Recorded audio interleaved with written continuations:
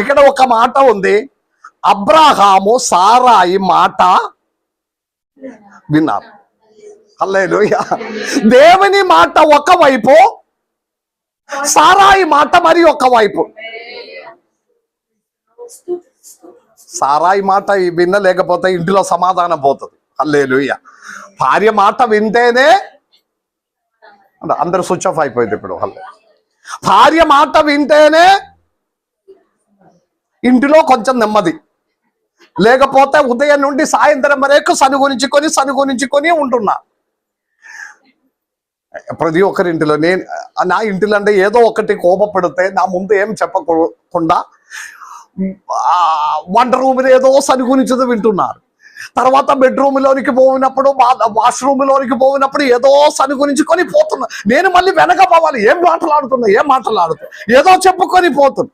నేను అడిగినాము, ఏమైంది, మీకు ఏదైనా ప్రాబ్లమ్స్ ఉందా, ఎవరితో మాట్లాడుతూ? నేను ఎవరితో కాదు, నేను నాతో అంటే అదెప్పుడు నుండి మీరు మీతో మాట్లాడను. హల్లెలూయా. ఆగుతుందా? ఒక విషయం జరిగితే 5 నిమిషంలో ఆగుతుందా? నేను స్త్రీలతో మాట్లాడుతున్నాను. అది సాయంత్రం మరే కాదు, మళ్ళీ ఎత్తుకొని అదే మాట్లాడి ఇది భరించలేక అబ్రహాము ఒప్పుకున్నారు.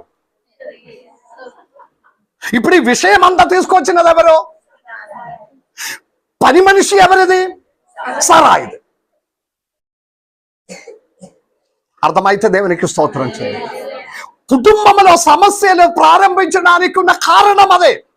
దేవుడిచ్చిన వాగ్దానం కొరకు వేచి ఉండకుండా, ఎంతకాలం వేచి ఉండాలి, ఎంతకాలం ఉపవసించాలి, ఎన్ని సంవత్సరం ఉపవసించాలి, ఎన్ని సంవత్సరం ప్రార్థన చేయాలి. 10 సంవత్సరం దాటినావు. హల్లెలూయా. 10 సంవత్సరం దాటినావు. ఇదంతా అయిపోయిన తర్వాత దేవుడు అనుగ్రహించిందా?